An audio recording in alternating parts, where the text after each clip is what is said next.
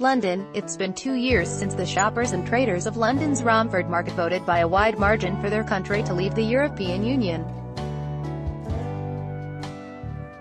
Enthusiasm for Brexit in this working-class district on the British capital's eastern edge hasn't dimmed. But with Britain still not out the EU exit door and negotiations slowed to a crawl, impatience is growing. A UK Independence Party (UKIP) pro-Brexit billboard sits in traffic as it is driven around the Westminster area of central London on Friday. The divisions opened up by the 2016 referendum have not healed, but hardened, splitting Britain into two camps, Leavers and Remainers.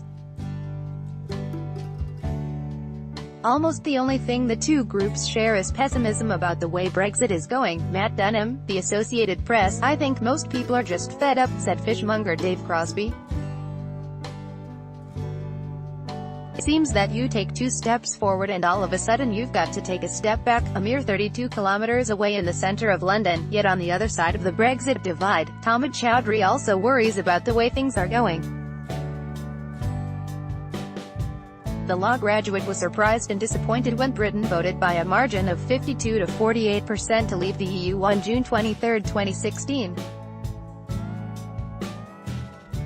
It was unwelcome evidence that the pro-European views of his London friends and acquaintances were not universally shared. Article continued below. The problem with the referendum is it divided people, divided families, divided communities, just because of the hostile nature of how the arguments were made, he said. The divisions opened up by the referendum have not healed but hardened. Once, many Britons would have defined themselves as right-wing or left-wing, conservative or Labour. Brexit has created two new and mutually uncomprehending camps in Britain, Leavers and Remainers. Leavers, concentrated in small towns and post-industrial cities across England, are eager to cut Brussels' red tape, reassert British sovereignty and take control of immigration. Remainers, who most often live in big cities and university towns, would rather stay in an alliance that has eased the flow of goods, services and people across 28 nations with 500 million inhabitants. Almost the only thing the two groups share is pessimism about the state of Brexit. Asked by pollsters how well Prime Minister Theresa May's Conservative-led government is handling negotiations, most Britons reply, badly, with just 9 months to go until the UK is due to leave on March 29, 2019. Britain and the EU have yet to agree the terms of their divorce.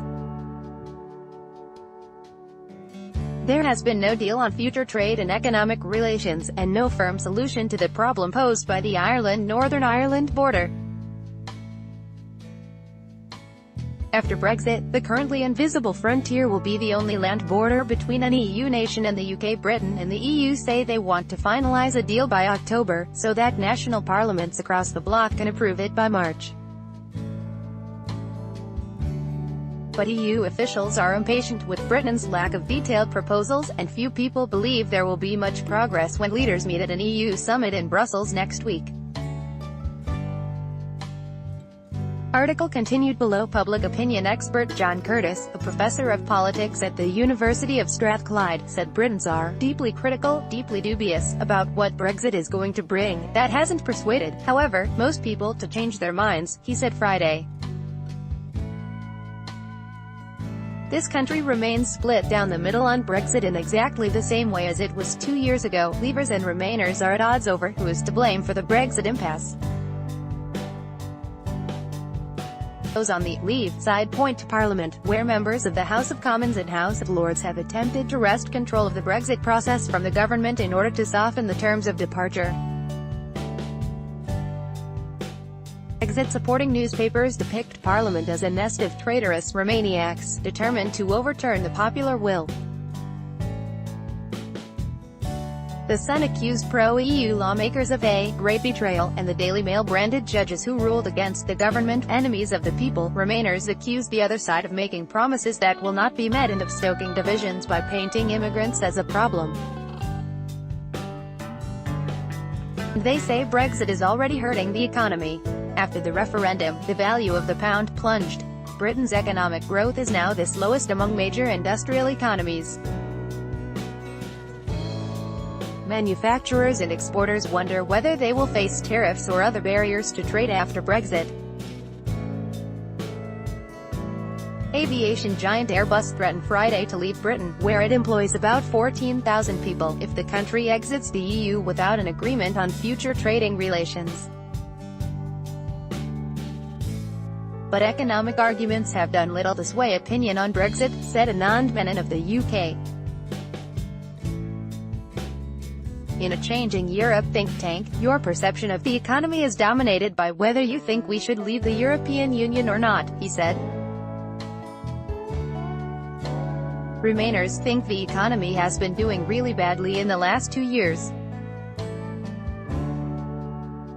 Leavers think the economy has been absolutely fine. There's certainly little voters' remorse at Romford's street market, where stalls sell meat, fish, household goods, clothing and piles of red and white flags for England fans to wave during the Soccer World Cup. London, the most diverse place in Britain and hub of its huge financial sector, voted 60-40 in favour of staying in the EU. But in Havering, the London borough that contains Romford, 70% opted to leave. I'm for Brexit. We all are down here, said 80-year-old Bill Pearson, selling leather belts and bags at his son's stall. Like many here, he once worked in the auto industry, and has seen the area shed industrial jobs. Even as its largely white population has been joined by new residents from around the world, it's about time these lawmakers, of all parties, said, right, we're going into Brexit, let's work together and get a good deal out of it. Pearson said.